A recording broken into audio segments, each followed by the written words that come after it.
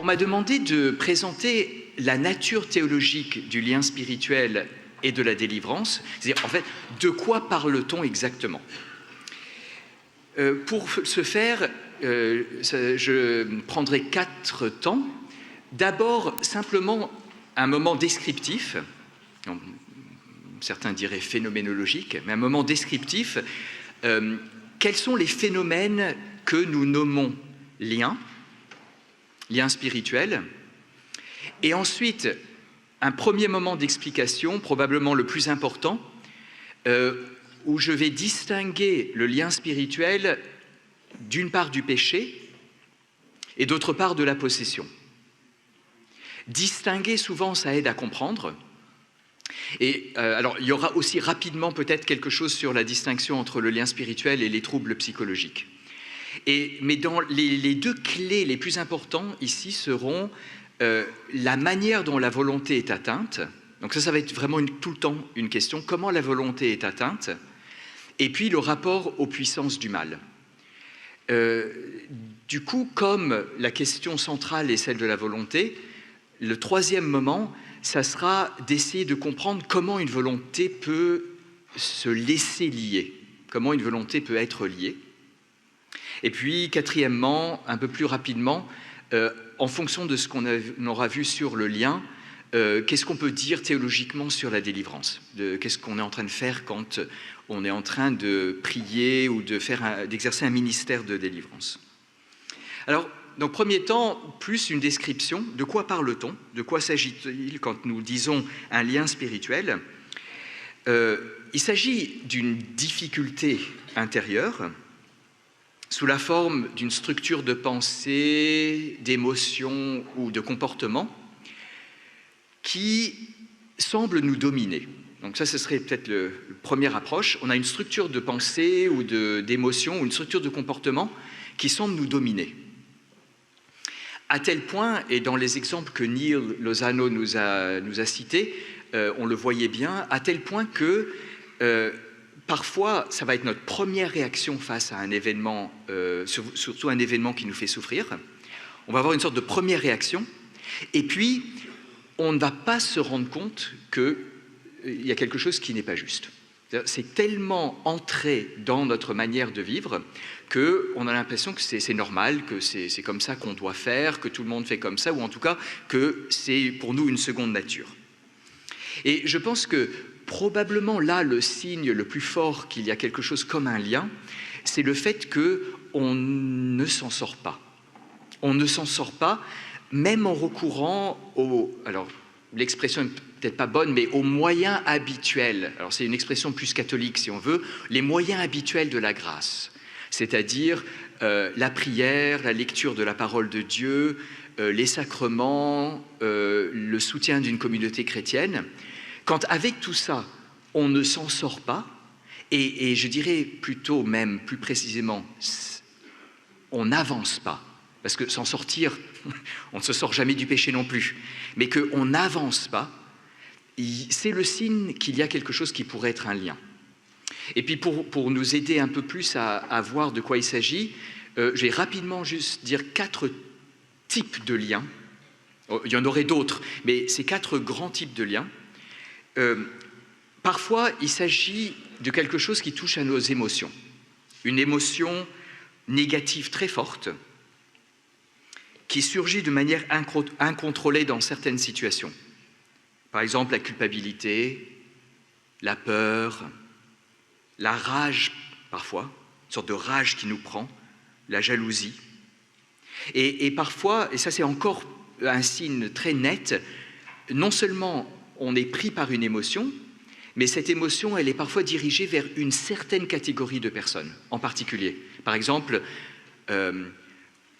contre les hommes, ou contre les femmes, ou contre les personnes qui ont l'autorité.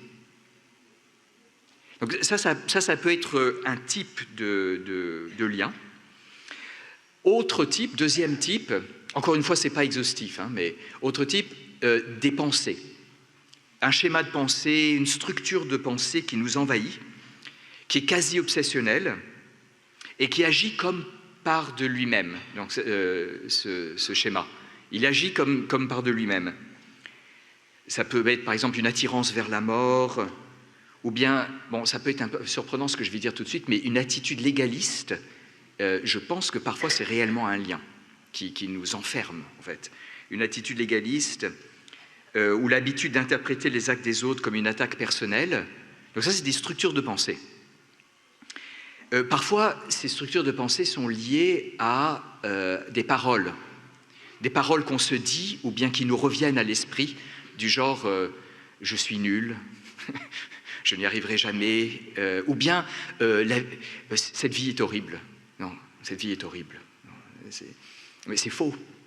Mais ce sont des paroles qu'on se répète parfois comme ça.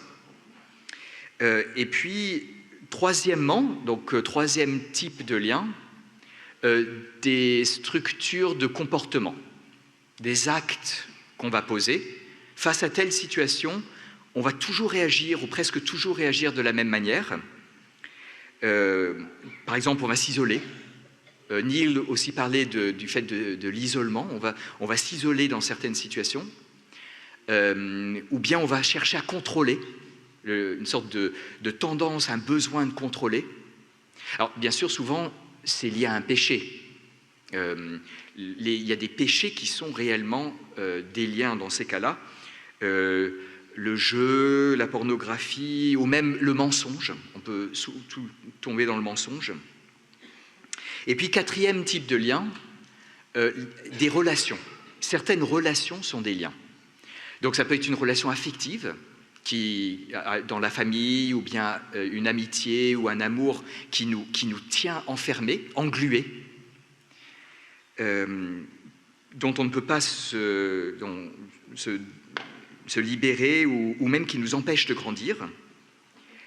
Et puis, ou bien c'est des relations qui sont plus clairement malsaines, avec quelqu'un qui nous entraîne au péché, ou bien une relation avec un voyant, avec un médium. Donc, rapidement, c'était une manière de dire, voilà le phénomène dont on parle. Voilà déjà un premier niveau, le phénomène dont on parle.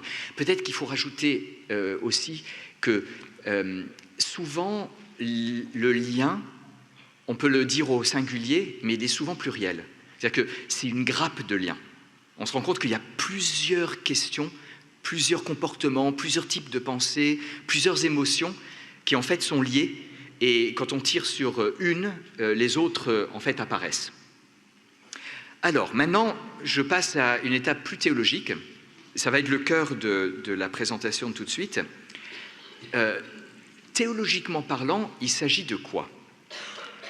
Et comme je le disais au début, je vais distinguer le lien d'autres formes de mots, mots M-A-U-X, d'autres formes de mots, et en essayant de montrer comment chaque fois la volonté est atteinte d'une manière précise et comment le rapport aux esprits mauvais, aux esprits impurs, aux démons est différent ou est spécifique. Il y a peut-être d'autres manières de faire, mais bon, ça c'est ce qu'on avait trouvé en écrivant le document comme la manière la plus claire de faire. Alors, le lien et le péché, d'abord le péché, puis la possession, et puis rapidement, si j'ai le temps, les troubles psychologiques. Qu'est-ce qui se passe dans le péché? Du point de vue de la volonté, donc de la liberté, le péché est un acte libre. On est obligé de commencer par là. Le péché est un acte libre. Je suis responsable. Je me détourne du bien et je me détourne de Dieu. Et je suis libre parce que, et ça c'est quelque chose que je vais répéter plusieurs fois, même si vous allez voir qu'il va falloir nuancer un moment, personne ne peut influencer directement ma volonté. Une volonté ne peut pas être... Alors, ça dépend ce qu'on entend par influencer, mais personne ne peut agir directement sur ma volonté, à part Dieu et moi-même. C'est l'enseignement assez traditionnel de l'Église. On peut... tenter, mais on ne peut pas agir sur une volonté. Donc, dans le péché, je suis libre. Et alors, bien sûr, parfois j'ai l'impression de faire quelque chose que je n'ai pas envie de faire. Comment ça se fait que je sois encore tombé là-dedans? Mais saint Thomas d'Aquin souligne de manière très très fine que, bien sûr, il y a une sorte de débat intérieur. Une partie de moi ne veut pas, mais si je le fais, c'est qu'une partie de moi veut. Je le veux quand même. Peut-être pas avec tout mon être, mais je le veux quand même. Je le veux quand même. Je trouve que c'est très juste. Regardons réellement ce qui se passe. Et du coup, donc là, pour le coup, ce n'est plus, pour un catholique, c'est important de dire ça, c'est pas le magistère de l'Église, c'est juste moi, en tant que théologien, ou nous en tant que groupe de théologiens, qui, disons, probablement la meilleure définition, ce serait, dans le péché, la volonté est divisée. Dans le péché, la volonté est divisée en elle-même. Alors, il y a un fondement biblique très clair parce que plusieurs psaumes parlent du cœur partagé. Le psaume 119, par exemple, le cœur partagé. En revanche, avec le lien, il me semble que le cœur n'est pas partagé, mais il est, comme le mot le dit, lié. Lié, paralysé, contraint. C'est-à-dire que ce n'est pas un débat intérieur, c'est plutôt on n'y arrive pas. Il y a la volonté qui ne peut pas agir comme elle voudrait agir. Il y a quelque chose qui est bloqué. Donc, lié, paralysé, contraint, c'est les trois mots sur lesquels on s'est mis d'accord avec la commission pour décrire ce qui se passe à ce moment-là. Alors, comment c'est possible? Comment c'est possible? Alors, la deuxième clé, j'avais dit la manière dont la volonté est atteinte, mais le rapport aux puissances du mal. Pour le dire en une phrase, dans le péché, le diable ou les démons restent extérieurs à la volonté. Dans le lien, les démons, d'une certaine manière, agissent intérieurement. Alors, comment c'est possible? Déjà, qu'est-ce que ça veut dire extérieurement à la volonté? Là, de nouveau, je répète, l'enseignement traditionnel des grands maîtres en théologie, depuis des siècles, c'est de dire le diable ne peut pas agir directement sur notre volonté. Le diable peut tenter, il peut faire peur, il peut agir, selon certaines théologies, sur les émotions ou sur le corps parfois, mais pas sur la volonté, pas sur notre liberté. Il n'y a que Dieu, avec sa grâce, et nous qui puissions agir sur notre liberté. Alors bien, par contre, c'est vrai que le diable peut tenter, peut présenter des tentations de l'extérieur. Et lorsque nous péchons, nous nous soumettons au diable. Nous devenons esclaves du diable. Donc ça, c'est les deux côtés du rapport au diable, au démon, à la source du péché, et puis une fois qu'on a péché. Une fois qu'on a péché, on est soumis au diable. Neil a cité des versets de Jean 8 où votre père c'est le diable, votre père c'est le diable, et vous devenez esclave du péché. Je ne les ai pas notés là, mais vous pourrez trouver ça dans Jean 8, je crois que c'est autour des versets 40 et quelques. Mais qu'est-ce que ça veut dire d'être esclave du diable dans ce cas-là? Ça veut dire qu'on fait ce que le diable nous indique de faire, mais ça ne veut pas dire que le diable nous fait agir directement. Nous ne sommes pas des marionnettes. Par contre, dans le lien, il se passe quelque chose qui est dans un certain sens plus profond. Alors, il faut faire attention parce que je ne suis pas en train de dire qu'un lien, c'est plus fort qu'un péché. C'est-à-dire qu'un péché, c'est plus grave qu'un lien. Parce que, justement, on est en train de refuser Dieu directement. Par contre, dans le lien, il y a quelque chose de plus profond.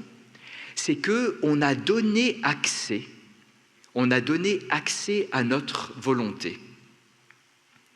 Alors, je vais revenir dessus dans le deuxième point, dans le troisième point, mais ce qui se passe, c'est que on laisse, par un consentement, on laisse une autorité au diable et aux démons qu'ils n'ont pas. Ça, c'est très important de le dire. C'est nous qui avons autorité sur notre volonté, et on laisse cette autorité à un être extérieur qui ne l'a pas de lui-même. Et c'est pour ça qu'on appelle ça un lien, ou un lien spirituel. C'est-à-dire qu'on a laissé... Alors, pourquoi, qu'est-ce que ça veut dire spirituel dans ce cas-là? Ça a deux sens, le mot spirituel ici. Spirituel, ça veut dire que ça touche à notre relation à Dieu et au sens de notre vie. Donc Dieu, les autres, soi-même, tout ce qui touche au sens de notre vie, ça c'est spirituel. Et donc c'est le domaine qui est touché. Et puis c'est spirituel aussi parce qu'il y a un esprit à qui on a laissé une part de maîtrise ou de contrôle. Donc premier point, ça c'était la différence entre le lien et le péché. Vous voyez que dans un sens, et ça va me mener au deuxième point, comme dans le lien, il y a un contrôle de la part des esprits, on est obligé de faire la distinction entre lien, ou la comparaison entre lien et possession. Donc ça, c'est le deuxième point. Nous savons, j'explique pas encore exactement comment c'est possible, mais nous savons par la Bible, notamment par le Nouveau Testament, qu'il est possible que des personnes soient sous l'emprise de démons. Le terme utilisé dans le Nouveau Testament, quand Jésus expulse des démons, c'est que les personnes sont littéralement démonisées. C'est un très bon terme, en fait. C'est un très très bon terme, démonisé. Ça veut dire simplement que la personne agit sous l'influence du démon. Agit ou pense sous l'influence du démon. Mais, peu à peu, dans l'histoire de la chrétienté, du christianisme, nous avons distingué des formes de démonisation. Et c'est pour ça que lorsque, dans le renouveau charismatique ou dans les milieux qui pratiquent la délivrance, on parle de délivrance plutôt que de possession, ou de lien plutôt, de délivrance plutôt que d'exorcisme, et de lien plutôt que de possession, on veut dire très clairement qu'il n'y a pas le même degré d'emprise. Il n'y a pas le même degré d'emprise, c'est-à-dire que dans le cas du lien, on est lié, paralysé, comme je le disais, mais c'est simplement jusqu'à un certain point et pour un aspect assez précis de notre vie. Ça va être dans telle émotion, dans tel type de pensée, dans tel type d'activité ou dans telle relation. Par exemple, par contre, dans une possession, alors bien sûr, avec des degrés, ça touche à toute la vie. Ça touche à toute la vie. Je ne sais pas si les termes sont les plus adaptés, mais on n'est pas lié, la volonté n'est pas liée, elle est prisonnière. Là encore, l'image vaut ce qu'elle vaut, mais c'est la différence entre être en prison, ça c'est la possession, ou avoir des menottes. Ce serait le lien. Avec des menottes, on peut continuer à faire pas mal de choses, mais on est quand même embêté. C'est très gênant pour un certain nombre d'activités, mais pas pour toutes. Alors, petit commentaire, c'est que ni le mot possession, ni le mot lien ne sont des termes bibliques. On doit, comme j'ai dit, le terme biblique, c'est démoniser. Et c'est intéressant de savoir ça parce que ça veut dire que finalement ces deux termes ne sont pas à 100% adaptés. Surtout en fait le mot possession. Possession, c'est pas très adapté parce que en fait, on n'appartient pas au diable. On n'appartient qu'à Dieu. Réellement, profondément. Et entièrement, on n'appartient que à Dieu. Donc le terme n'est pas 100% exact.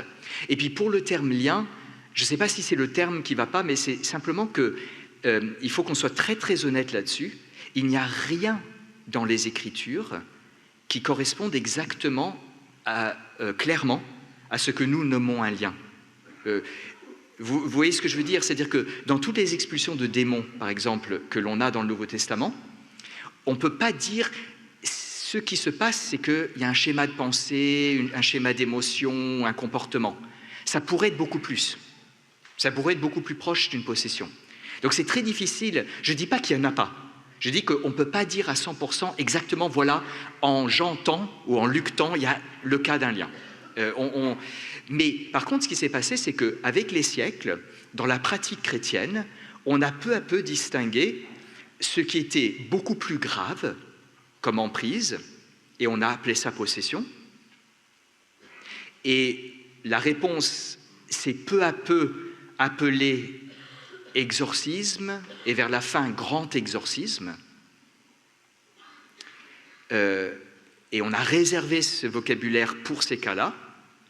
Et en même temps, on a, sans trouver un mot pour dire la forme d'emprise, on a peu à peu commencé à parler de simple exorcisme ou d'exorcisme privé.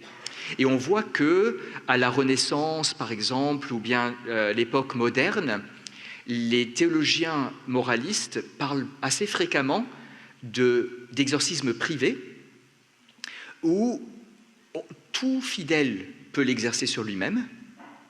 Si vous allez regarder dans le document, il y a quelques références si vous voulez aller vérifier. Tout fidèle peut l'exercer sur lui-même. Et les confesseurs, par exemple dans l'Église catholique, les confesseurs sont invités à le pratiquer souvent pendant la confession avec les personnes qu'ils reçoivent. Ce qui veut dire deux choses.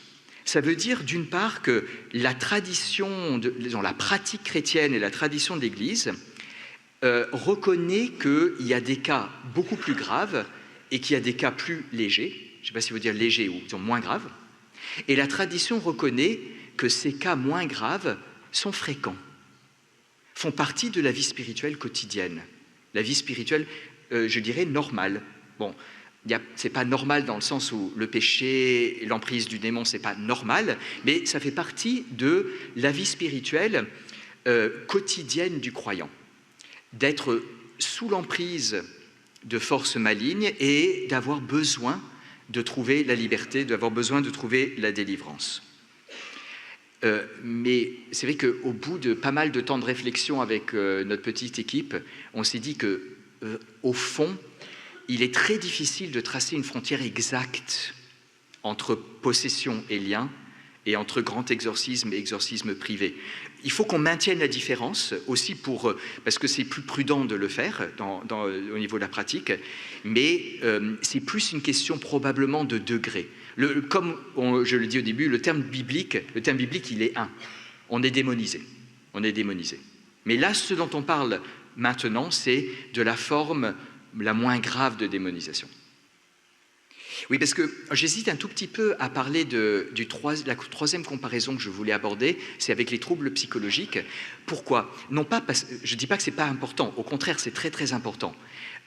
Mais ce n'est pas très utile pour comprendre la nature du lien.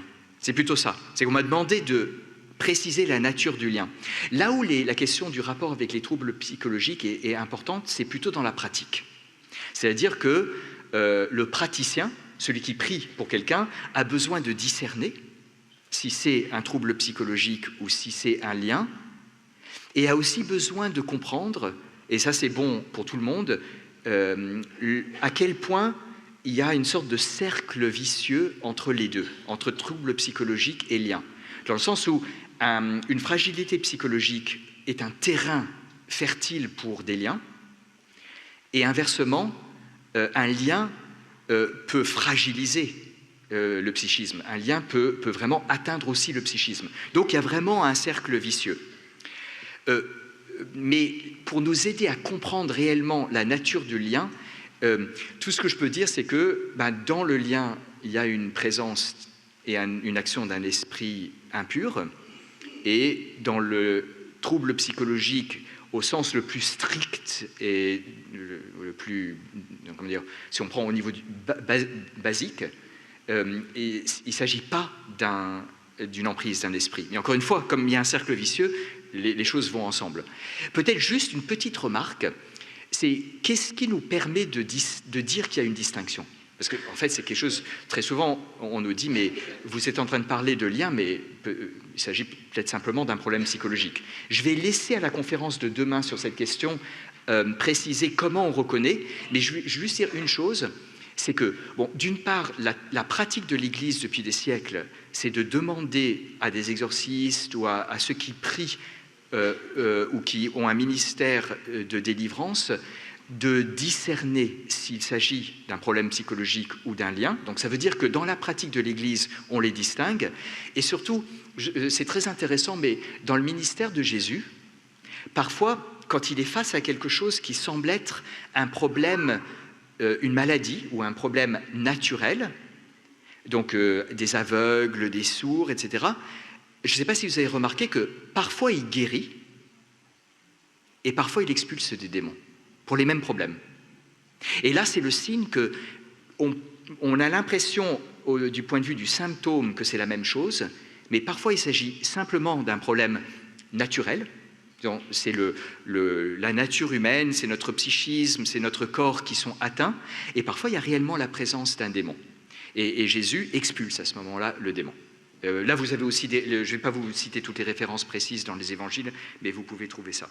Donc, pour conclure cette deuxième partie, qui était, j'essaye de donner une définition.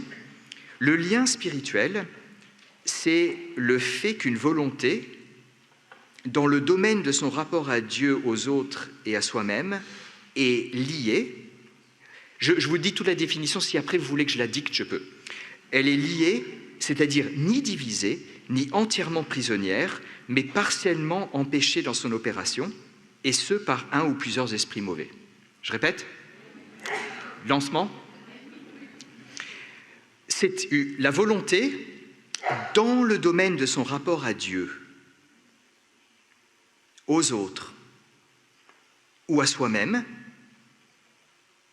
donc la vie spirituelle, est liée, c'est-à-dire ni divisée, comme dans le péché, ni entièrement prisonnière, comme dans une possession, mais elle est partiellement empêchée dans son opération. Elle est partiellement empêchée dans son opération, et ce par un ou plusieurs esprits mauvais. Bon, ça vaut ce que ça vaut. J'espère que ça peut aider à clarifier un petit peu les choses. Après, il y a quand même une grosse question théologique. C'est comment est-ce que c'est possible que la volonté se laisse lier? Comme je l'ai répété plusieurs fois, quand même l'immense majorité des grands théologiens pensent qu'une volonté ne peut pas être soumise à une action directe, à part l'action de Dieu.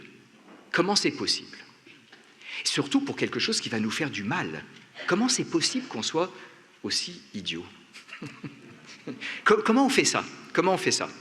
Alors, là, il faut comprendre qu'il s'agit d'un processus qui opère dans deux sens. D'une part, le terrain est préparé. Il y a une sorte de préparation du terrain qui donne une prise, en anglais on dirait un foothold, c'est plus précis en fait qu'en français, donne une prise ou qui crée une porte pour les esprits mauvais. Mais après, il y a la deuxième opération, c'est le consentement qui ouvre la porte. Qui ouvre la porte. Alors, la prise, je vais être assez rapide là-dessus parce que c'est probablement des choses que vous savez, mais juste pour tout mettre au clair, on pourrait distinguer au moins trois catégories, même si là encore, ce n'est pas exhaustif et on pourrait le faire autrement. Il y a les blessures et les traumatismes, très très souvent. Les blessures et les traumatismes, surtout ceux vécus au moment de la conception, de la naissance, dans la petite enfance. Et attention, il ne s'agit pas forcément d'un événement. Ça peut être une situation familiale, ça peut être un environnement. Parce que parfois on cherche des événements, mais ça peut tout à fait être la situation d'une famille ou même l'environnement d'un peuple. Comment on est dans un peuple en guerre ou un peuple qui a subi une humiliation forte, il y a une situation dans laquelle on vit un traumatisme lent et qui nous atteint. Deuxième type, c'est les péchés. Le péché donne un foothold, le péché donne une emprise ou une porte pour le démon. Et surtout les péchés répétés ou les péchés graves. Péchés répétés ou péchés graves. Et quand je dis péché, c'est par action, mais aussi par omission. Par exemple, le fait de ne pas pardonner. Le fait de ne pas pardonner, c'est un péché par omission qui est d'une extrême efficacité pour laisser une porte au démon. Et puis troisième type de porte, on en a parlé un petit peu, c'est les pratiques occultes. Et là aussi, pratique occulte, j'étendrai les pratiques occultes à des domaines où parfois on ne voit pas de pratiques occultes, mais certaines formes un peu radicales d'idéologie politique peuvent vraiment être une forme de pratique occulte. Satan est vraiment là. Satan est vraiment là et peut nous prendre. Bon, mais jusqu'à présent, il s'agit simplement de la préparation du terrain. Après, il y a le consentement de la personne. Il y a le consentement de la personne. Et dans le cas d'un lien, Neil a déjà répondu à la question, mais je dirais oui, il y a toujours un consentement. Il y a toujours un consentement. La seule chose, c'est que le malin est malin. Le malin est malin, c'est-à-dire que c'est très rare que ce soit un affrontement direct. C'est ce à quoi nous consentons, ce n'est pas souvent directement le démon, mais la structure de pensée, l'émotion, le comportement. Parce qu'on croit que c'est là que nous sommes protégés. Par exemple, j'ai vécu des situations de violence dans mon enfance, et du coup, soit je m'enferme, soit je réagis de manière violente, j'anticipe par la violence, et je crois que ça me protège. Je crois que ça me protège. Ou bien je pars dans des rêveries, et je crois que ça me protège. Et je consens à ça. Mais ça, c'est l'insinuation des démons. Et donc, je dis oui à ce moment-là aux démons qui sont en train d'aviver la pensée, d'aviver l'émotion et de l'enraciner. Alors, vous remarquez que, et je pense que c'est important de le dire, il y a des structures de pensée, il y a toutes ces structures de comportement, mais il y a toujours un mensonge. Il y a toujours un mensonge. Ceci me protège. J'ai besoin de ceci. Ou je ne peux pas faire autrement. Donc, à quoi consentons-nous? À une structure de pensée, de comportement ou d'émotion, à un mensonge, et en consentant à cela, on consent à un ou plusieurs démons qui sont derrière. Et bien sûr, tout ça peut se faire de manière assez progressive. Il y a parfois des moments de déclic, des moments tournants, mais là encore, le malin est malin, et donc il le fait progressivement. Et on se laisse peu à peu engluer là-dedans.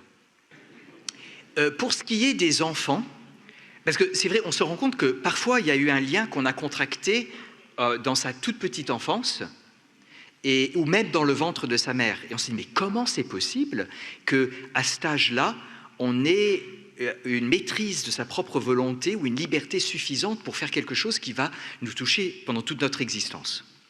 Alors, et surtout d'accueillir une influence mauvaise de ce genre. Alors, je dirais deux choses. La première, c'est que, oui, surtout quand on est très petit, très jeune, il y a une influence particulière des autres sur nous, et notamment des parents.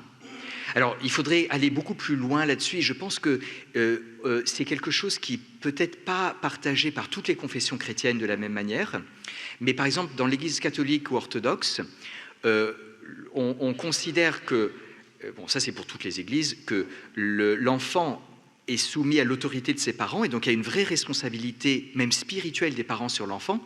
Mais par exemple, dans l'Église orthodoxe et catholique, et dans certaines églises historiques du monde de la Réforme, du coup, ça permet aux parents de dire oui au nom de l'enfant au moment du baptême. Mais si le parent peut dire oui au nom de l'enfant, ben, ça veut dire que le parent peut dire non au nom de l'enfant. Que le parent peut avoir une bonne influence ou une mauvaise influence, et que ça touche très très profondément l'enfant. Mais la deuxième chose qu'il faut absolument dire, c'est que jamais ça peut prendre une force complète sans la ratification par l'enfant pendant qu'il grandit. Ça, c'est vrai pour le baptême, c'est vrai pour l'éducation à la vie spirituelle, et c'est vrai pour toutes les influences mauvaises. Mais le problème, ce qui est délicat, c'est que quand on a vécu dans une famille où réellement ça s'est mal passé, ça paraît tellement normal que la ratification se fait presque de soi. On entre presque trop facilement dans un consentement. Et la même chose se passe au niveau d'un peuple. il y a des liens qui touchent des peuples entiers. Un peuple peut être touché par l'orgueil. Je ne vais pas citer des peuples dans ces cas-là.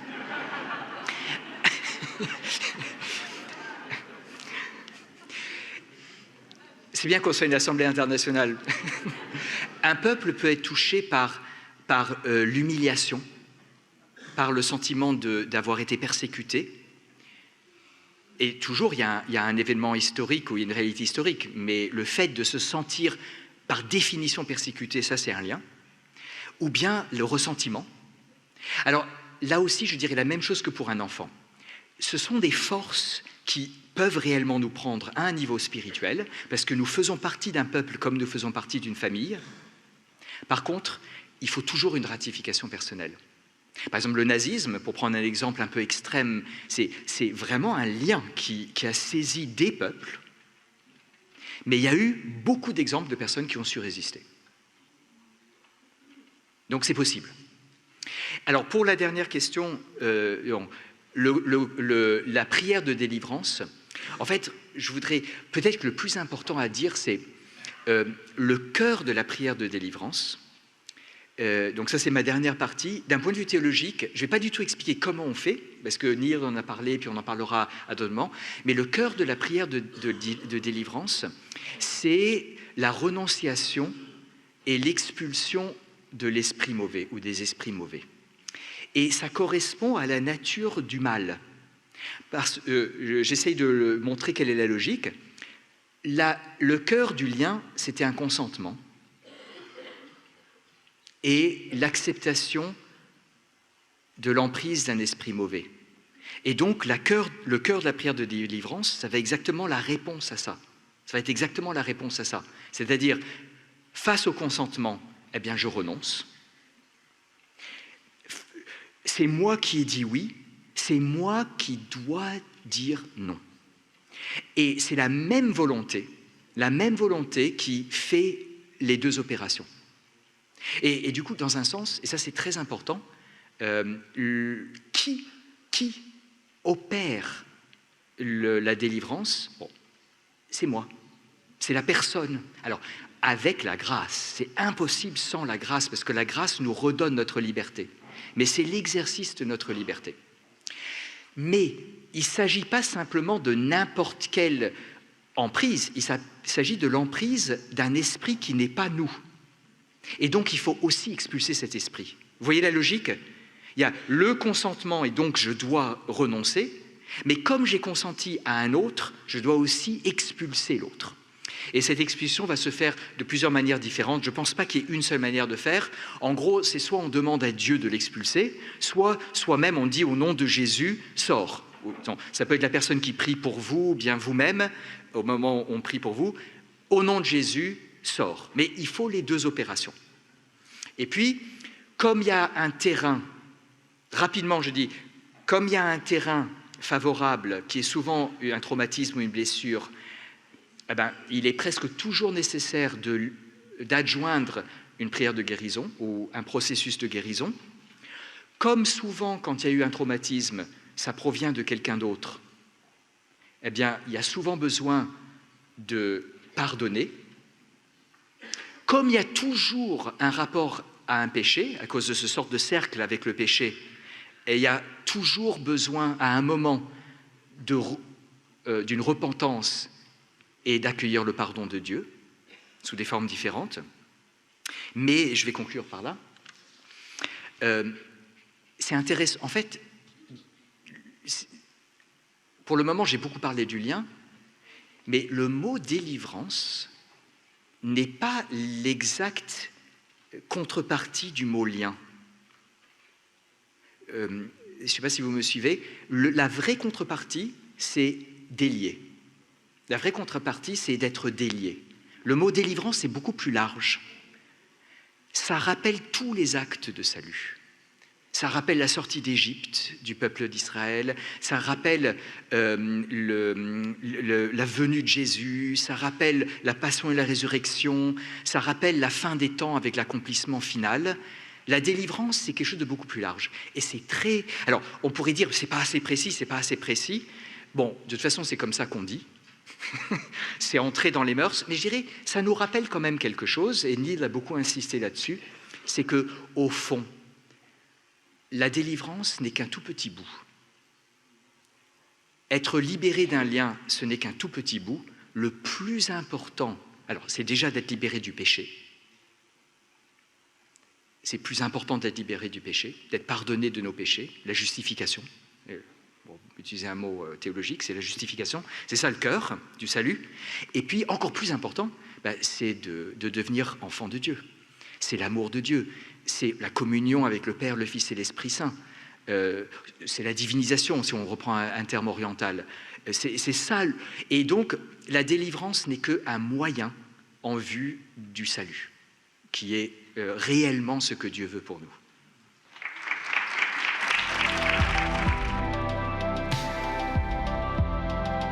Quand je vois enjeux pastoraux de cette prière de délivrance ou de ce ministère de délivrance, c'est quand même pas simple. Je rappelle ce qu'on disait à propos du pape Jean XXIII, qui une nuit s'est levé en disant « Oh là là, avec ce problème-là, c'est difficile, il faut absolument que j'en parle au pape. » Mais au fait, le pape, c'est moi. Ça m'arrive de temps en temps et ça me fait du bien, ça me fait rire. Alors parfois aussi, peut-être, vous pouvez vous dire « Oh, il faut absolument que je dise ça, voilà, l'Église quand même, ceci, cela, mais l'Église, c'est moi. » La responsabilité que le Seigneur nous donne et cette joie qu'il nous donne de vivre effectivement à son service, avec les grands défis d'aujourd'hui, les défis ecclésiaux, les défis pastoraux. Quand le congrès Missio m'a invité, je n'ai pas pu y aller à cause des dates, en me demandant, avec ce titre, « Évêque, missionnaire ou gestionnaire de faillite ?» Depuis 6 mois, j'y pense. Je trouve que c'est une bonne question et je continue à y répondre. Parce que les faillites s'accumulent, mais je ne dois pas oublier cet esprit missionnaire. Et c'est ce que nous devons aussi faire tous en Église, car c'est bien tous ensemble que nous avons à relever ces défis. Charisme des foyers de charité étant justement prêtres et laïcs ensemble, au titre même de notre baptême, accomplir cette mission que le Seigneur nous confie. Alors, les enjeux pastoraux de ce ministère de délivrance, je trouve que nous avons quand même un très très bon document qui nous a été transmis. Je vous conseille d'ailleurs de l'offrir à votre évêque, pourquoi pas. Ne soyez pas 10 à l'offrir au même évêque, ce serait bête. Mais je trouve que, comme le Père Véteux a été un des artisans privilégiés de ce document, je trouve qu'on pourrait l'applaudir au nom de Jésus. Parce que ça nous donne à la fois un document de synthèse, une bonne réflexion, et je pense que ce n'est pas un document qui est accompli. Je veux dire, on ne peut pas non plus, on a besoin, par besoin de sécurité, toujours avoir des choses qui soient bordées, qui soient précises et tout. Ça, c'est aussi notre esprit français. Quand les étrangers nous remarquent, ils nous disent « mais attendez, je veux dire, un peu aussi de souplesse, on n'est pas simplement avec la raison ». Ceci dit, nous avons un document quand même extrêmement précis qui nous permet de faire un point d'étape et qui est le fruit de toute une expérience. Toute une expérience également, je pense, dans ce courant de grâce dont parle le pape François, avec le renouveau. C'est quand même si nous l'avons bien entendu, l'histoire de l'Église nous montre que c'était une préoccupation constante que de pouvoir délivrer. Alors c'était peut-être fait de manière plus libre et plus simple à certaines époques, mais aujourd'hui, avec les défis d'aujourd'hui, le Seigneur nous demande de relever ces défis. Et je pense que par ce courant de grâce qui est le renouveau, il y a cette orientation pastorale précise. Alors j'avais envie à partir de ce livre, que bien sûr va devenir c'est un document de référence pour aujourd'hui, lorsque le cardinal Farel, dans sa préface, nous dit c'est ce double mouvement. Eh bien, ce double mouvement m'intéresse, car les enjeux pastoraux correspondent aussi à ce double mouvement. C'est de l'Église au renouveau charismatique. Dans le sens où la Commission a entretenu un lien étroit avec l'Église tout au long de l'élaboration de ce texte, avec autorité, avec prudence, avec discernement. Le travail fait par cette Commission est élaboré. Donc il y a quelque chose qui est dit par l'Église au renouveau. Et ainsi, le patrimoine de la doctrine et de la pratique pastorale de la tradition de l'Église antique sert à rehausser l'expérience du renouveau charismatique, qui d'une certaine manière n'a rien inventé, mais qui développe ce qui déjà a été donné dans l'Église. Et le ministère de délivrance est placé sur le terrain de la foi de l'Église. Ça, c'est le premier mouvement. Et le deuxième, du renouveau charismatique catholique à l'Église. La réflexion approfondie sur le mystère de délivrance, qui a été nourri par une pratique du renouveau, peut désormais aider l'Église tout entière, laïcs, clergés et religieux, à être davantage sensibles à ce don baptismal accordé à tous les disciples du Christ. Et le renouveau aujourd'hui a ce cadeau à faire à l'Église de son expérience, afin que cela passe, j'allais dire, dans le bien commun. Dans le bien commun. Et je trouve que ce double mouvement est quelque chose d'important. Alors, à la fois, vous voyez, document de synthèse, donc don fait à l'Église pour aujourd'hui. Donc il y a ce dialogue sans cesse. Et peut-être avez-vous lu cette lettre du cardinal Müller, il y a quelques mois, qui a écrit, et ça nous intéresse tous, l'Église rajeunit. Juvenecit Ecclesia. En disant, elle rajeunit lorsque l'Église hiérarchique et l'Église charismatique, vivent, en belle unité, en acceptant cette diversité, mais que l'Église hiérarchique n'est pas là, elle est là pour veiller, car un épiscope est là également pour veiller, et je l'ai bien entendu, pour discerner et encourager, voire reprendre, éviter aussi, au cœur même de la vie pastorale de tout un diocèse et de l'Église, tout ce qui pourrait être des déviations, car si l'adversaire se joue de nous à titre personnel, il se joue de nous aussi dans le cadre de groupes, de communautés, voire de l'Église tout entière.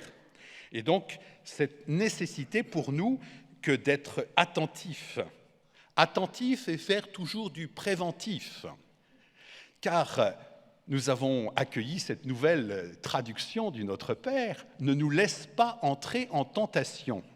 D'ailleurs, je trouve que j'ai l'impression qu'il n'y a que moi qui me trompe à chaque fois, mais comme quoi les évêques peuvent être à la traîne du peuple de Dieu, car pour vous, ça ne pose pas de problème, moi, ça me pose un problème à chaque fois. Bon, enfin bref, je m'accroche à chaque fois. Mais ne nous laisse pas entrer en tentation. Donc la prévention est très importante dans le cadre même de ce que nous avons entendu. Car il faut prévenir, il vaut mieux prévenir que guérir. Et ce n'est pas la peine d'attendre effectivement qu'il y ait des emprises et des liens. Il faut faire de la prévention plus que du curatif. Alors, voilà, dans ces enjeux pastoraux, il semble qu'on pourrait dire beaucoup de choses. Alors, très simplement, moi je me suis dit pourquoi, qui et comment. Pourquoi, ça veut dire quelle cause et en vue de quoi. Qui, on a déjà beaucoup parlé tout de suite, et comment.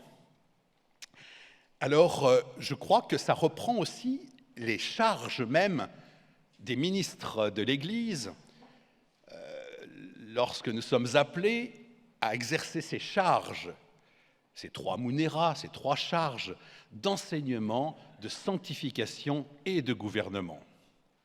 Et ce pourquoi, c'est là où je mettrai aussi l'enseignement. Enseignement pourquoi ? Parce qu'il me semble que il y a des choses qui vont de soi d'une certaine manière. Alors, on est parti le premier jour en se demandant est-ce que le diable existe ? Je n'ai pas l'impression que ça a été un grand sujet de débat parmi nous. Pourquoi ? Parce que nous sommes peut-être déjà unis, si le colloque nous a intéressés, c'est que, déjà dans ce titre, là peut-être que je vais un petit peu trop loin, mais j'ai l'impression qu'on est à peu près en phase, en se disant, oui, il existe. Mais puisqu'il existe, il faut aussi que ça apparaisse. Et c'est d'ailleurs l'enseignement de l'Église, quand on voit le catéchisme de l'Église catholique. Et L'enjeu pastoral que je vois en premier, c'est de se dire comment est-ce que nous éduquons le peuple de Dieu, comment cet enseignement fait partie, nous l'avons entendu pour les séminaires, mais avant les séminaires, de la catéchèse, comment dans les prédications, cette dimension du combat spirituel fait partie de la croissance du peuple chrétien par l'enseignement à la fois et des ministres et puis tous au titre même de notre baptême. De pouvoir rappeler cette existence de l'adversaire. Alors, une citation que j'aime bien, c'est Baudelaire, il faut changer un petit peu, qui disait, lui, il est plus difficile d'aimer Dieu que de croire en lui. Il est plus difficile d'aimer Dieu que de croire en lui. Au contraire, il est plus difficile pour les gens de ce siècle de croire au diable que de l'aimer. Tout le monde le sert et personne n'y croit. Sublime subtilité du diable. Moi, je trouve ça bien. Parce que la plus grande ruse de l'adversaire, c'est de faire croire qu'il n'existe pas. Comme ça, il peut faire ce qu'il veut. Puisque son but est la destruction, et ça, c'est vraiment très important. C'est très important aussi pastoralement. Pourquoi ? Parce que je me dis que comment placer effectivement la délivrance, même dans l'enseignement. L'enseignement, c'est l'enseignement de la foi chrétienne, l'enseignement de Jésus. Là, on a vraiment été christocentré, c'était très drôle, parce que parfois, même en célébrant la messe, je faisais en face de vous, et en fait, on a l'impression que tout le monde regarde au-dessus. J'ai dit, mais qu'est-ce qu'ils ont ? Des apparitions ? Effectivement, je me dis, bah oui, Jésus, d'accord. Ça va mieux. Ça, c'est bon. De pouvoir fixer son regard sur lui, et non pas effectivement sur l'adversaire, bien sûr. Ça, c'est une grande règle de la prévention routière, je vous la donne parce que c'est de saison. Quand vous voyez, quand il y a du verglas, quand ça commence à glisser, conseil de la prévention routière, quand vous sentez que votre voiture commence à glisser, ne regardez pas le fossé, sinon vous allez y aller. Regardez toujours la route où vous voulez aller. Quand ça glisse, regardez, et avec un peu de chance, vos bons réflexes vont vous permettre à la voiture de reprendre sa place. Grande loi aussi de la vie spirituelle. Ne nous laissons pas fasciner par le mal, mais gardons toujours l'objectif dans les enseignements, l'objectif qui est le Christ. C'est pour ça, regardons le Christ. Marthe Robin disait, ni trop devant, ni trop derrière, toujours en haut. C'est quand même, c'est une définition importante, car je crois que, certes, l'enseignement doit nous centrer sur le Christ, mais il faut quand même qu'à des moments, le problème, c'est quand il faut avoir simplement 7 minutes d'homélie par semaine, parce que c'est syndical, autrement, tout le monde explose. Parce que c'est beaucoup trop long, cette homélie. C'est beaucoup trop long. Mais quand on voit que le peuple de Dieu est éduqué souvent dans sa foi d'adulte que par 7 minutes par semaine, j'exagère, je ne vais pas mettre l'homélie en premier, mais comment voulez-vous former l'être chrétien avec si peu ? Grâce à Dieu, il y a des mouvements, grâce à Dieu, il y a des formations, mais c'est cela aussi. Alors quand le temps est court, on veut se centrer sur l'essentiel. L'essentiel, ce n'est pas le diable, on est bien d'accord. Ceci dit, il nous faut effectivement quand même aussi en parler. Dire déjà qu'il existe, pour pouvoir en parler, quelque chose d'essentiel dans notre mission d'enseignement. Parce que c'est capital, parce que c'est vital. Et c'est vrai que quand on voit... Moi, j'étais surpris hier dans la méditation sur le possédé, de se dire, mais en fait, il allait vers Jésus. Et on a bien entendu l'interprétation. Pourquoi ? Qui va vers Jésus ? C'est pas les démons qui vont vers Jésus. C'est la personne elle-même, peut-être possédée, qui garde effectivement cette attirance en disant, peut-être qu'il va faire quelque chose pour moi, car c'est cette souffrance insupportable qui pousse l'homme à venir. Et que la priorité pour notre pastorale, la priorité pour la nouvelle évangélisation que nous avons tous à cœur, pour ne pas tomber dans la faillite, mais pour être vraiment missionnaire, c'est la priorité, c'est de mettre le Christ au centre et c'est de pouvoir, je veux dire, nous centrer sur lui et annoncer le Christ et après délivrer. Et après délivrer. La délivrance n'est pas une condition pour pouvoir rencontrer le Christ. Il faut rencontrer le Christ et à partir de ce moment-là, trouver des frères et des sœurs qui vont me prendre en charge pour prier pour moi et faire en sorte que le Seigneur me libère. Vous voyez ? Et c'est très important. Moi, en tant que prof de morale, enfin j'ai fait de la prison, 12 ans, comme aumônier. Et quand il s'agissait d'aller rencontrer des détenus, c'était très clair que je voyais bien que ce qui comptait, ce n'était pas en mettre en premier la morale. Quand vous voyez des bandes avec des chiens dans la rue, si vous arrivez et que vous leur dites « il ne faut pas boire, il ne faut pas fumer, il faut travailler », qu'est-ce que vous pensez qu'ils vont faire, à part lâcher les chiens? Il faut leur annoncer Jésus. Et c'est au cours même après de ce parcours qu'il y aura, c'est pour replacer aussi la prière de délivrance, me semble-t-il. Ce qui veut dire que les premières cibles, les premiers bénéficiaires plutôt, de cette prière de délivrance, c'est nous. C'est le peuple chrétien qui, en marche et dans son combat spirituel, a besoin d'être libéré. Et ça, je crois que c'est capital, car la proposition que nous avons à faire, bien sûr, elle s'étend à tous. Et je veux dire, on n'a pas à mettre en premier, mais en premier, c'est l'annonce de Jésus, remettre les choses en priorité et reprendre, ça c'est capital, et avoir conscience que la nature humaine est bonne. Dieu a créé l'homme à son image. Il les a créés bons à son image, certes avec le péché originel, transmis et sans cesse recommencé à chaque génération, les besoins fondamentaux de l'homme, qui sont la sécurité, vivre en sécurité, avoir à manger, à boire, avoir un couvert, etc., c'est normal. L'autre besoin fondamental, c'est aimer et être reconnu pour ce que je suis. Et le troisième désir fondamental, c'est gouverner sa vie, la diriger, la maîtriser.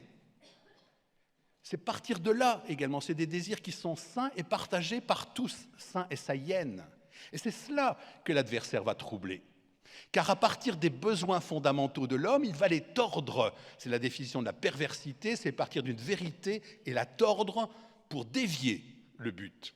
Et là, je finis dans le fossé. Quand je suis captivé par le fossé, j'y vais. J'y vais. Et voilà, dans le combat spirituel, c'est utiliser les choses pour autre chose que ce qu'elles sont faites, pour ce pourquoi elles sont faites. Et ce qui va venir contrecarrer tout ça par l'Esprit Saint et la libération, c'est la pauvreté, l'esprit de pauvreté. Non pas vivre miséreux, mais vivre pauvre. Heureux les pauvres. Ce désir d'amour, c'est l'adversaire nous pousse à devenir et à vouloir être la Castafiore. Je ris de me voir si belle en ce miroir, d'être le centre du monde, que tout le monde m'admire pour mon intelligence, ma beauté, mon humour. Voilà, je suis, admirez-moi. Voilà, et ça, c'est être le centre du monde. Le paraître, et dans nos relations personnelles, pouvoir être libéré de l'image qu'on veut donner à l'autre, ou de pouvoir sans cesse rechercher sans cesse des encouragements, alors que nous avons à vivre cette authentique chasteté, juste distance. Je suis ce que je suis, je ne suis que ce que je suis. Et organiser et maîtriser sa vie, eh bien l'adversaire nous poussera à cette désir de toute puissance. Il est normal d'être puissant sur sa vie, mais pas la toute-puissance. Et pour cela, eh bien, d'être obéissant, car je ne suis que ce que je suis. Cette obéissance. Donc, il y a cette conversion personnelle et l'enseignement me paraît très important. Donc, pourquoi la prière de délivrance? Eh bien, parce que le diable existe, parce que Dieu veut que je sois en croissance, que je développe ce que j'ai de meilleur, et parce que cela fait partie de l'évangélisation. Et en tant qu'évêque, effectivement, il y a tous ces grands défis partagés par le peuple de Dieu. Nous vivons des grands défis. Est-ce que les combats sont plus importants qu'il y a 2 siècles? J'en sais rien. Il y a 2 siècles, je n'étais pas là. Donc, c'est les combats d'aujourd'hui, n'est-ce pas? Et qu'il nous faut être bien présents. Et je voulais quand même donner une définition de Marthe Robin du démon. Le démon est celui qui n'aime pas, qui cherche constamment à arrêter, à paralyser, à détourner, à affaiblir la tendance qui porte l'âme à Dieu. Fuyons le démon qui multiplie les obstacles autour de nous. Alors, eh bien, courage, Zorobabel. Courage, au travail. Annonce, enseigne, guérit, délivre. Courage. Et ce que nous en lisons 2 Chroniques 20, ce combat n'est pas le tien, c'est celui de Dieu. Ce combat n'est pas le tien, c'est celui de Dieu. Alors les grands défis, eh bien, ça va être aussi, demain je vais à la commission là, pour la bioéthique, les révisions de lois de bioéthique nous concernent tous. Comment est-ce que nous participons à ce débat? Alors évidemment, on ne nous laisse pas beaucoup de place. Mais en même temps, il faut bien qu'on prenne la place qui est la nôtre, car c'est très important. Moi, il y a encore un an, je disais, mais c'est pas possible, est-ce que les évêques vont bouger pour dire quelque chose? Je suis réveillé la nuit en disant, mais l'évêque, c'est toi. 3 mois après, on me demande de faire partie de la commission. J'ai dit, j'ai pas envie, j'ai pas le temps. J'étais obligé d'y aller, avec ce que j'ai pensé, c'est pas possible. Vous voyez, tous les débats de l'écologie, de l'euthanasie, etc. Courage, je suis avec toi. Les défis sont majeurs, le combat est important, et il nous faut à la fois, je crois, bien nous libérer pour cette mission. Car la nouvelle évangélisation, justement, c'est sortir de la paralysie, c'est sortir de cette inertie, c'est sortir de ce sentiment de découragement qui vient de l'adversaire. Justement, le découragement, c'est son arme la plus peut-être subtile, mais qui fait beaucoup de dégâts. Quand j'étais médecin en Guyane, pendant 2 ans, j'ai vu une fois une morsure de vampire, ces genres de grandes chauves-souris. Alors, je n'ai pas étudié particulièrement les applications, si ce n'est qu'on vous lit dans les livres que cette morsure est anesthésique et anticoagulante. Vous voyez ce que ça donne? On ne sent rien et il peut pomper tranquillement puisque c'est anticoagulant. Parfait, non? Sortir de l'anesthésie, ça veut dire sentir. Sentir, c'est souffrir. Comment est-ce que nous échappons à la souffrance de ce que nous voyons aujourd'hui en essayant d'oublier, de nous réfugier, alors qu'il nous faut être au feu, ardent. Je suis venu allumer un feu sur la terre et qu'il me tarde qu'il soit allumé. Et pour que le feu de l'amour soit allumé, il faut allumer les contre-feux de ces incendies qui détruisent les hommes. Les enjeux sont importants. J'ai juste regardé très rapidement hier, dans les infos, effectivement, qu'il y ait plus d'1 million de personnes à suivre le cercueil de Johnny Hallyday, à la Madeleine et sur les Champs-Élysées, il ne manquait plus que les avions. Et en même temps, nous ne pouvons pas en rire. Pourquoi? Parce que... Mais là, il y a quelque chose qui se dit du cœur de l'homme, de notre contemporain. Certes, on peut aimer Johnny Hallyday, et puis ça peut être mon idole. Les portes du pénitencier se sont refermées. Et voilà que nous disons, mais les portes du pénitencier, justement, on dit qu'il faut qu'elles s'ouvrent pour sortir. Car c'est quand même un signe de désespérance, quand même, de mettre tant de cœur à suivre.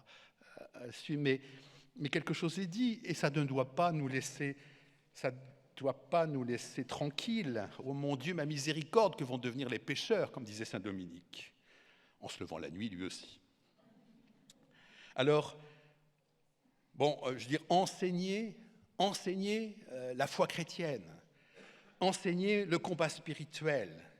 Et peut-être, mais ce sera peut-être pour une prochaine fois, déjà, au cours des repas, au cours des pauses, on peut partager aussi nos bonnes pratiques, que ce soit une célébration diocésaine, annuelle, trimestrielle, que ce soit des propositions faites par les groupes de prière, que ce soit encourager les équipes à se former.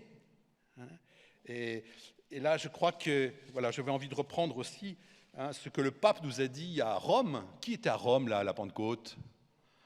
Ah bon, on y était presque tous. Non, la moitié au moins. Mais c'est un temps important, parce que justement, il a dit, qu'est-ce qu'il a dit? Je reprends juste quelques citations. N'érigez pas de douane à l'Esprit Saint. Bon, ça on sait. Et les grands axes de l'expérience du renouveau, évangélisation, œcuménisme, soin des pauvres et des nécessiteux, accueil des marginalisés. Accueil des marginalisés. Et qu'il propose effectivement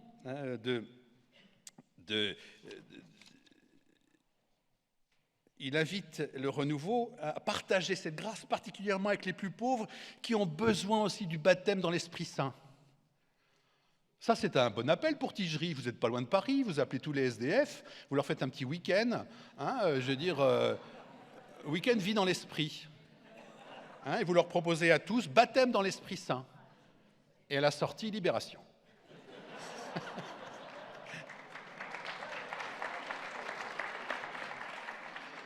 Non, ça ne se fait pas comme ça, je sais bien. En même temps, on peut rêver. Qui n'a pas rêvé, effectivement, d'animer et il faut tenir compte aussi des personnes. Mais pourquoi pas, à la limite, cette audace que nous devons avoir? Car c'est des enjeux pastoraux. Mais c'est cela qu'il faut avoir. Il faut ne mettre aucune limite à cet amour de Dieu. Selon lui, en effet, il serait très beau d'organiser des séminaires de vie dans l'esprit avec d'autres réalités charismatiques chrétiennes pour nos frères et sœurs qui vivent dans la rue et aussi pour nos frères marginalisés par toutes les souffrances de la vie. C'est ce qui se fait aussi quand au Puy de Jacob, ou dans un foyer de charité, ou à l'Emmanuel, ou au Chemin Neuf, il y a ces retraites, car la pauvreté n'est pas qu'une pauvreté matérielle, c'est une pauvreté aussi existentielle. Alors, en même temps, je ne peux pas ne pas le citer, évidemment, le pape souligne la nécessité de vivre ce dynamisme dans la communion ecclésiale, c'est-à-dire en premier lieu dans un lien fraternel et direct avec l'évêque diocésain. Je vous demande de prendre l'initiative de créer des liens de confiance et de coopération avec les évêques qui ont la responsabilité pastorale de guider le corps du Christ, y compris le renouveau charismatique. Ça va? Vous voulez que je répète? Ça, c'est bien sûr très important. Le lien avec l'évêque. Alors, moi, je suis là à titre personnel parce que j'avais besoin de me former. Deuxièmement, la CEF s'organise et donc dans le Conseil des mouvements et associations de fidèles, on est 7 ou 8 évêques, dont 2 sont chargés d'accompagner plus particulièrement le renouveau. Alors, je suis votre serviteur. Également, il y a Monseigneur Thierry Scherer de Laval. Nous sommes 2 pour accompagner le renouveau. C'est-à-dire veiller, faire en sorte de ne pas éteindre l'esprit, mais de tout examiner. Car nous le voyons bien, il y a particulièrement,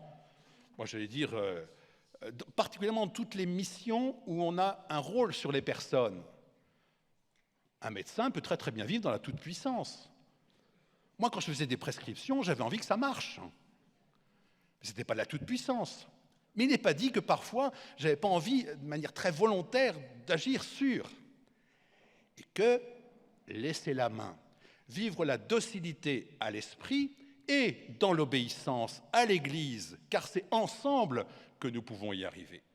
Et non pas simplement seul. Tout seul, on va plus vite, mais ensemble, on va plus loin.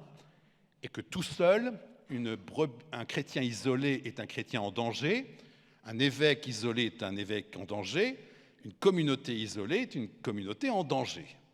Un mouvement isolé est un mouvement en danger. Et nous le voyons bien, priorité, cette importance, effectivement, bien de l'unité. Et le pape nous l'a bien dit, c'est dans une diversité réconciliée, pas d'unité sans diversité, et pas de diversité sans recherche d'unité. C'est ça cet équilibre, qui est un équilibre instable, et instable dans le sens où c'est un mouvement, c'est-à-dire que ça permet de marcher. J'allais dire en marche, mais bon, c'est quand même embêtant que des expressions comme ça nous soient prises par... Non, c'est pas pris, on peut l'utiliser sans problème et sans complexe. Alors en marche, en avant, en avant, en avant les pauvres. Ça, c'est la traduction de Chouraki à propos des béatitudes. Quand il dit heureux, il dit en avant, marchons. Et marcher, c'est toujours aussi accepter qu'il y ait ces moments aussi de stabilité. Alors, on ne peut pas demander, je veux dire, de tout border, de faire en sorte que tout soit précisé. Travailler, c'est bon pour que, là, de ce point de vue-là, je crois que d'avoir commencé un glossaire pour que nous soyons tous d'accord sur les mots que nous utilisons, c'est capital. Et tout ce que nous avons entendu dans le premier enseignement est remarquable. Pourquoi ? Parce que ça nous parle de cette autorité nécessaire. Autorité, c'est faire grandir. C'est faire grandir quoi ? C'est encourager tout le monde. Alors, renouveau charismatique, courant de grâce, eh bien, allez-y. Soyez fidèles avec ce que vous avez reçu. Fidèle, ça veut dire créer aujourd'hui la nouvelle manière de dire oui au Seigneur pour ce qu'il nous demande en fonction du contexte d'aujourd'hui. Et que le risque pour nous tous, c'est de s'appuyer sur ce qu'on connaît, sur le connu, sur ce qui nous fait du bien, où là on ne sera pas en danger. Savoir vivre en danger avec cette parole du Christ, n'ayez pas peur. N'ayez pas peur. Alors, je suis resté un petit peu longtemps, mais après, ça va être plus rapide. Sur le qui, eh bien, Père Veteux en a parlé. Donc, le qui, à la fois à qui proposer une prière de délivrance, et puis qui peut le faire. Donc, la réponse, nous l'avons entendue. La vision qui doit être la nôtre, c'est la vision de l'homme intégral, d'avoir... comme dit le pape François, cette écologie humaine intégrale d'un homme un, uni, corps, esprit, âme. Alors, comme nous l'avons entendu aussi hier, bien sûr, il faut distinguer, mais on ne peut pas dissocier. Car lorsque je touche ta main, je touche ton âme, puisque tu es un. Bien sûr, il est quand même assez pratique plutôt de distinguer par moment. Et comme nous l'avons entendu hier, moi je préfère aller voir un bon dentiste qu'un dentiste chrétien. Et que nous avons, et à propos du qui, cette importance de la formation, mais formation globale. On ne peut pas être spécialisé en prière de délivrance si on n'a pas cette priorité aussi de se dire « et quid ?» je veux dire du salut, et quid de l'ecclésiologie, et quid de la christologie, de la pneumatologie. Car il faut une croissance globale. Et c'est vite fait, vous voyez. Là, ce serait à repérer. Quand les gens veulent absolument prier pour la délivrance, mais n'acceptent pas de grandir aussi dans tout leur être, car il faut tous avoir fait des retraites fondamentales dans un foyer de charité. Et le plus beau foyer, c'est le foyer de Tressin dans l'Ouest, bien sûr, mais après j'arrête. Car le plus beau diocèse du monde, c'est la Charente. Alors, se former, bien sûr, car nous l'avons entendu, il y a des maîtres mots que nous avons entendus, c'est discernement, c'est travail d'équipe, c'est relecture, c'est évaluation. J'ai entendu un jour une personne qui me dit, mon évêque est contre les charismes, parce qu'il m'a empêché de l'exercer. Oui, mais ça, simplement, on lui a demandé d'arrêter ce qu'elle était en train de faire. C'est pas qu'il est contre les charismes, c'est que c'est difficile. On est tous d'accord sur le discernement, on est tous d'accord sur l'évaluation. Mais on n'est pas d'accord pour que quelqu'un vienne me dire, là, tu te gourres, tu te trompes, je te demande d'arrêter. Tes images, elles ne sont pas confirmées, ça n'a pas l'air de venir de l'Esprit Saint. C'est pas facile à dire et c'est pas facile à recevoir. Êtes-vous bien d'accord ? Et que je pense que le qui nécessite d'avoir cette grande humilité, car il n'y a pas de vie dans l'esprit sans humilité. Et que si on n'a pas cette humilité de reconnaître une parole d'autorité, C'est qu'on est dans une recherche de toute puissance et qu'on veut effectivement s'imposer. Alors, le comment, eh bien, comme je l'ai lu, avec vigilance, calme et sans s'effrayer. En sachant que le Seigneur est avec nous. Et que le chemin de Dieu est un chemin simple, mais difficile. Le chemin de l'adversaire est un chemin facile, mais qui amène la confusion et la complexité. Dans la vie spirituelle, nous avons le choix entre l'autoroute et la petite route escarpée avec des virages de montagne et des précipices et des cailloux. Voilà. Mais nous sommes équipés. Éphésiens 6. Philippiens 4.4. Vous connaissez ? 4.4. Ça vous dit quelque chose ? C'est du tout-terrain. Soyez toujours joyeux. En toute chose, je vous le répète, dit saint Paul aux Philippiens, soyez joyeux. Soyez joyeux. Car le Seigneur est avec nous. La route est difficile peut-être, mais elle est simple.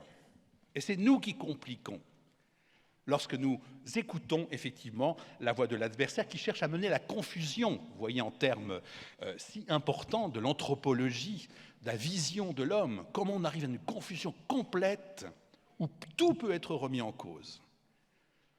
Tout peut être remis en cause. Quand il faut se lever le matin en se demandant si je suis un homme ou une femme, pas être simple quand même. Non mais, excusez-moi, parce que je traite de manière... parce que c'est sérieux aussi, mais qu'en même temps, rien n'est stable. Non. Stable. Notre foi est stable. Nous pouvons nous appuyer solidement sur le Christ. En conclusion, je dirais, pour moi, ce quelque chose qui m'a beaucoup marqué, c'est ce vendredi, au cours du colloque, où un jour où nous avons fêté l'Immaculée Conception, nous avons eu cette superbe soirée avec le combat spirituel de saint Augustin. Et comment, justement, à la fois, il y a un modèle de la vie dans l'esprit, et puis ce que nous sommes appelés, et ce qu'elle est devenue par grâce, nous le sommes aussi, nous sommes appelés à l'être par grâce. Par grâce de rédemption, par grâce de guérison, par grâce de réconciliation, par grâce de libération. D'où, et je crois que dans ce que j'ai entendu et ce que nous avons vécu ensemble, il y a quelque chose de capital dans la prière de délivrance, c'est la dimension communautaire. Si nous avions vécu la même chose au Palais des Congrès, ça n'aurait pas été la même chose. Parce que nous avons été accueillis par une communauté. La communauté doit vivre ce qu'elle annonce pour qu'elle soit reçue. Ça, c'était dans les foyers de charité, c'est un grand principe. Vivre la parole annoncée pour que les retraitants l'accueillent. Et je pense que cette importance de la communauté qui fait partie des grands défis d'aujourd'hui. Et c'est au cœur même de la communauté chrétienne qu'il y a cette dimension aussi d'engendrement, il y a cette dimension de sécurité, l'hôpital de campagne, et là se vit la transformation profonde de l'être, libéré. Vous n'avez pas reçu un esprit de peur, vous avez reçu un esprit de fils qui vous fait crier « Abba, Père ». Et comment vit-on cette bénédiction du Père ? On la vit en l'accueillant, on la vit en vivant ensemble. Communauté, paroisse, diocèse. Apprendre à s'aimer, apprendre à s'écouter, apprendre à se reconnaître. La délivrance vient, a été rappelée d'une certaine manière par le renouveau. Et comment justement nous-mêmes nous aspirons à cette libération progressive et continue. Nous l'entendrons encore dans les textes d'aujourd'hui, à savoir 1000 ans sont comme hier, comme un jour pour le Seigneur. Le temps est supérieur à l'espace. Le temps est supérieur à l'espace. Rien de durable ne se fait sans le temps. Comment, justement, la délivrance développe en nous la vie dans l'esprit. Libérer l'Esprit Saint. Libérer l'Esprit Saint. Quand nous libérons l'homme, c'est l'Esprit Saint que nous libérons dans le cœur de l'homme. Amen. Merci infiniment.